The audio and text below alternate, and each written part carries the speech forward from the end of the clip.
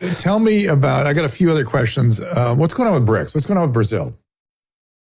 Yeah, so Brazil, this is one where very passionate for me. I'm someone who's close with the family of former President Bolsonaro, and particularly his son, Eduardo Bolsonaro. So what's happened in Brazil, and this is so unique and different from other areas of the world, you have a Supreme Court there, but don't think of like Justice Roberts and Sonia Sotomayor. Think of, in Brazil, the Supreme Court.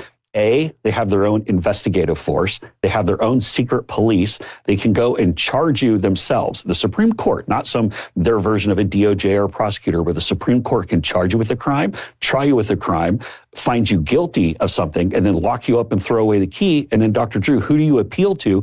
They're the Supreme Court. There's nowhere to go. So I've heard of other examples of this in history. We call it the Spanish Inquisition. Isn't it exactly the same? Although I think probably the Spanish Inquisition was probably in many cases a little bit more fair because they're doing some pretty dirty things in Brazil. It was a very reasoned body. People don't know that. They were they tried to be very reasoned. They were not politically motivated. They had their own motivations.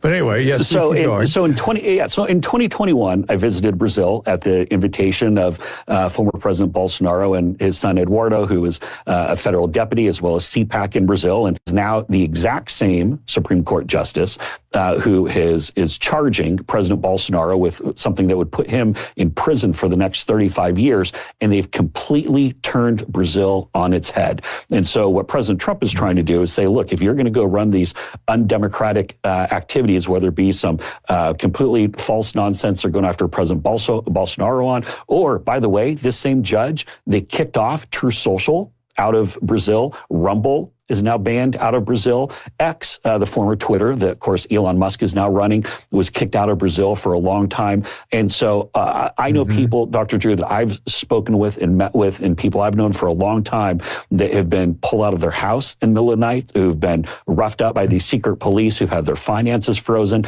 and there's no one to appeal to.